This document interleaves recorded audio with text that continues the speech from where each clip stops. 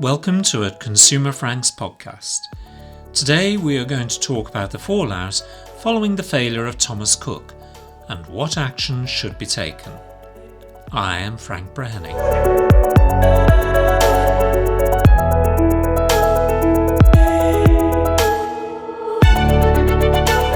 For several days I was caught up in the mayhem of the collapse of Thomas Cook. In that time, I sought to offer reassurance to consumers about what would happen if they were affected. I spoke up for the Civil Aviation Authority, the CAA, because government ministers were running around giving the impression that they were organising and controlling the so-called repatriation operation. Let's just remind ourselves of some of the key issues surrounding the failure of Thomas Cook. Firstly, Thomas Cook had been in some difficulty for some time. Whatever about the prevailing winds of consumer or political change, debt lay at the heart of its operations. In order to continue with those operations, they sought outside financial support, and indeed secured that support from Fosun, a Chinese company. However, at virtually 5 minutes to midnight, the bank sought another £200 million to act apparently as a cushion for the company through the lean winter months. I have read that offers of support came from Germany and Spain, but whatever happened, that offer of crucial support was withdrawn, and this sounded the final bell for Thomas Cook.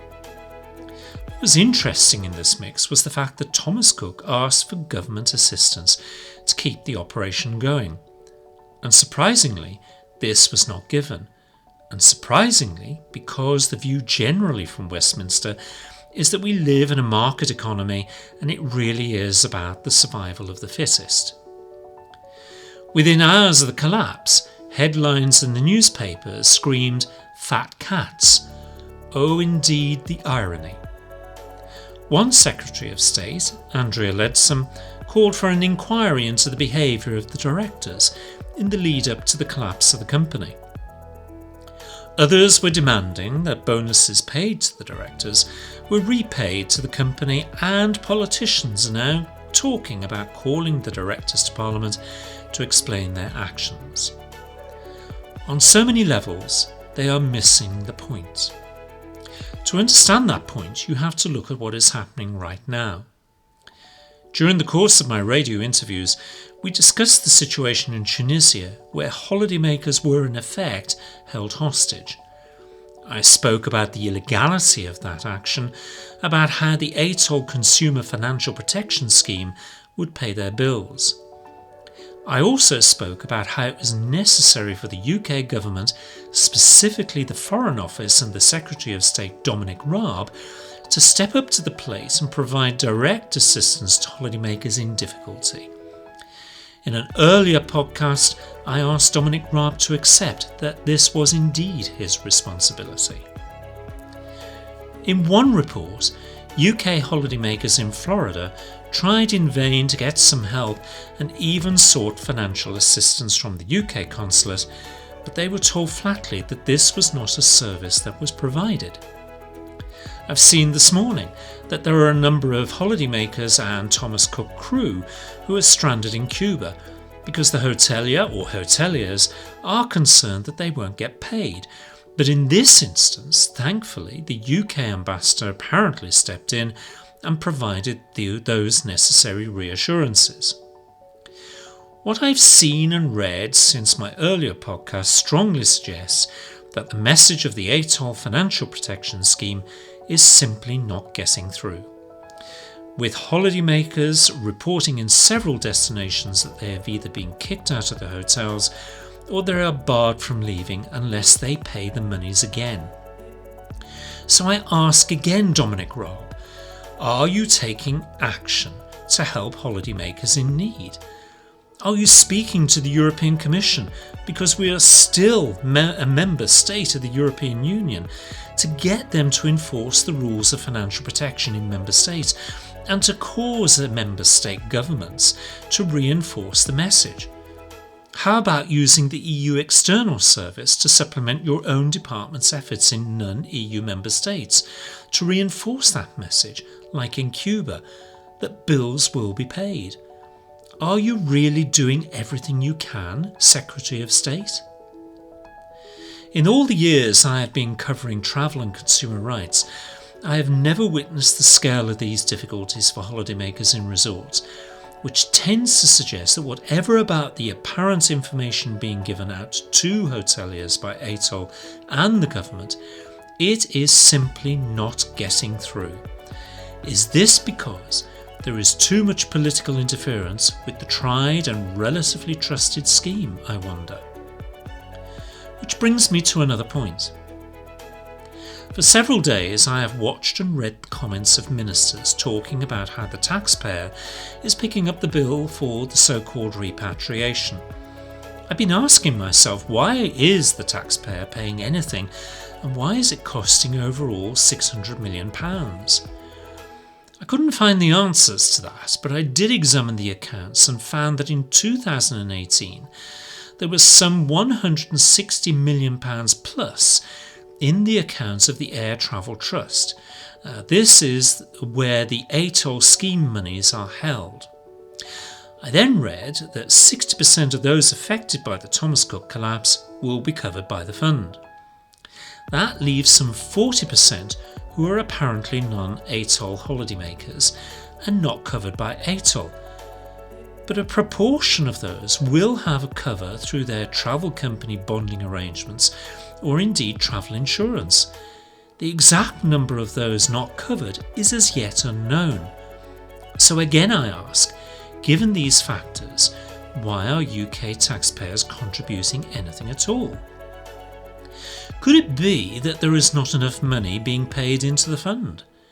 Perhaps the answer to that may be found in the CAA's own words, found on their website, which you can track through the link on this podcast. Consumer financial protection has been a major talking point over many years, when we've all met to discuss how to enhance the Package Travel Directive. The general consensus from member state governments was that they did not want a pan-European protection scheme.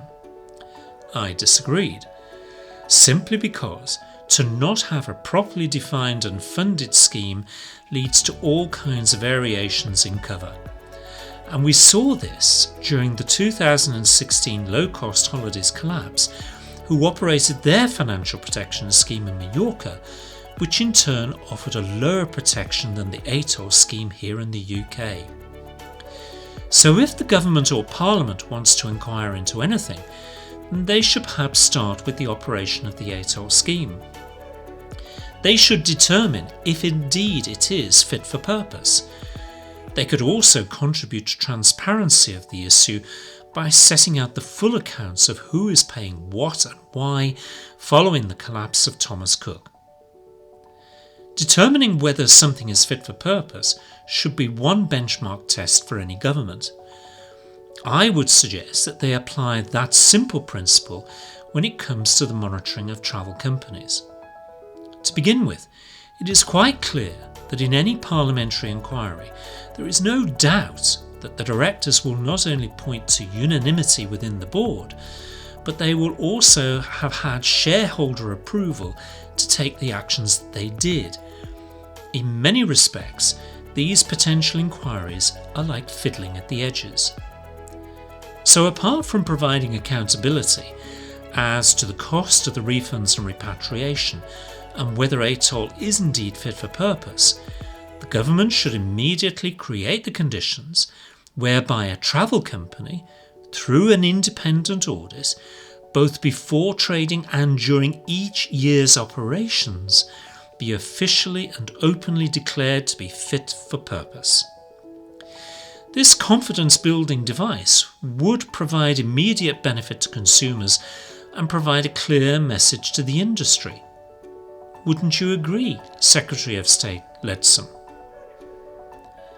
My final point concerns the request made to government to help provide £200 million. Now, as I said at the start of this podcast, That was always going to be unlikely due to our current parliamentary devotion to market forces. But let's just take a step back. A precedent was set, albeit a German precedent, when the government there provided a bailout for Air Berlin, which was at risk of going bust. The bailout allowed the airline to wind down its operations in an orderly fashion, and upon sale of its assets, it repaid the £150 million it owed to the German government. We now hear that Condor, another airline within the Thomas Cook Group, has secured a similar support from the German government until such time as they can determine a future for the airline or the sale of its assets. The point being that in both cases, the airlines have continued operating. Imagine if the British government had done the same thing with Thomas Cook Airlines, whatever about the travel company itself. Would there have been such a call on the ATOL fund? Would it have cost so much to create a state airline? Would taxpayers have had to pay out less? Would there have been a more orderly flow of repatriations? Would it have calmed consumer concerns and angst? Would the government have received bailout assistance taxpayer money back? Well, if it followed the German model, very likely yes. So, Secretaries of State Schatz and Lebson, perhaps you too should be called to Parliament to explain why you did not take all reasonable steps to bring order to chaos. Until the next time, take care.